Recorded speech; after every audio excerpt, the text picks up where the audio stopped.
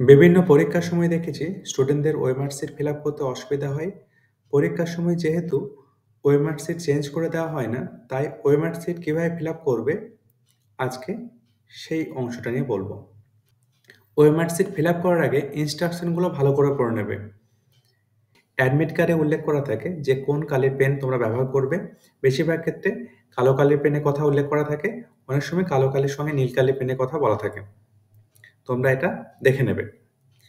যে বৃত্তগুলো থাকে সেগুলো কিন্তু সম্পূর্ণভাবে ভরাট করতে হয়, এরকমভাবে কিন্তু ভরাট করা চলবে না।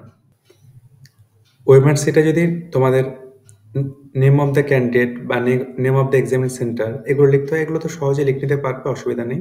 হল টিকিট নাম্বার এখানে তো বক্সের মধ্যে লিখতে হবে, এগুলো অ্যাপ্লিকেশন নাম্বার থাকলেও সেটাও লিখতে পারবে। Question booklet number, booklet series, gender, date of birth এগুলো অসুবিধা নেই। ওএমআর শিটে সিগনেচার ফিল্ড যেগুলো থাকে সেগুলো কিন্তু বক্সের মধ্যেই সাইন করতে হবে। সাইন করার সময় দেখবে কোনোভাবে যেন বক্স ছাড়িয়ে না বেরিয়ে যায়। এবং একই সঙ্গে ইনভিজিলেটর উনি সাইন করবেন এবং ডেট উল্লেখ করা থাকলে ডেট দেবে, উল্লেখ না করা থাকলে দিতে পারে, এতে অসুবিধা নেই। হল টিকিট নাম্বার, এখানে প্রথমে নাম্বারটা লিখে নেবে। এখানে যে ডিজিট থাকবে সেই ডিজিটটা যে সার্কেলের মধ্যে রয়েছে সেই সার্কেলটাকে পুরোপুরি ভরাট করতে হবে, যেন বাইরে থেকে ডিজিটটা না দেখা যায়।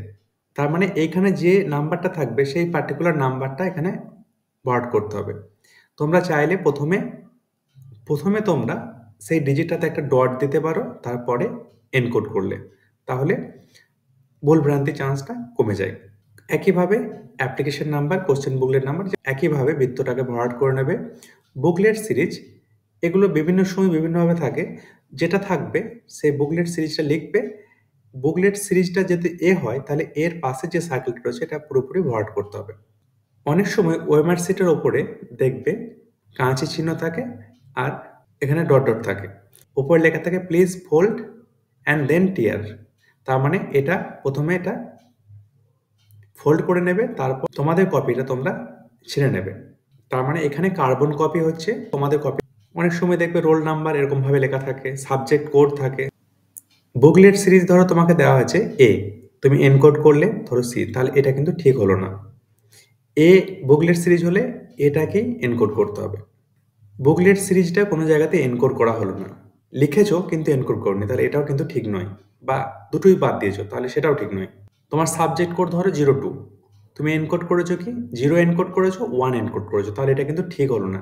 এখানে ধরো তোমার রোল নাম্বার আছে এরকম, এবার এখানে 0, তার মানে 0টা যে সার্কেলের মধ্যে রয়েছে সেটাই এনকোড করতে হবে, বাকি কিন্তু কোনো কিছু এনকোড হবে না, যেন এইখান থেকে পরপর রোল নাম্বারগুলো বোঝা যায়।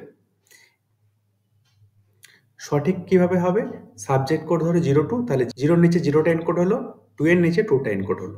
রোল নাম্বার ধরো এটা, তাহলে 0-র নিচে 0, 8 এর নিচে 8টাকে এনকোড হলো, 1 নিচে 1, 4 এর নিচে 4, 8 এর নিচে 8, 4 এর নিচে 4, 5 এর নিচে 5। এটা হচ্ছে সঠিক নিয়ম। ওএমআর শিটে স্পেসিফিক জায়গা ছাড়া বাইরে কোনো জায়গাতে কোনো কিছু লেখা যাবে না।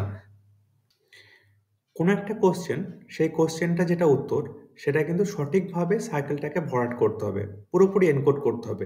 এরকমভাবে করলে হবে না, এগুলো কিন্তু রং method.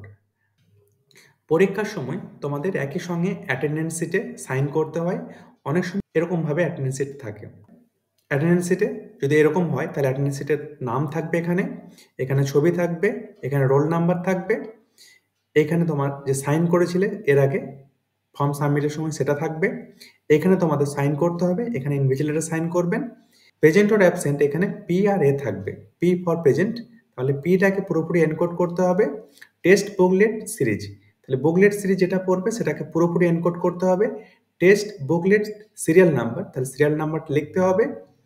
Answer sheet serial number, তাহলে অ্যান্সার শিটের সিরিয়াল নাম্বারটা লিখতে হবে, তারপরে যে ডিজিটটা এখানে হবে সেই ডিজিটটাকে পুরোপুরি এনকোড করতে হবে।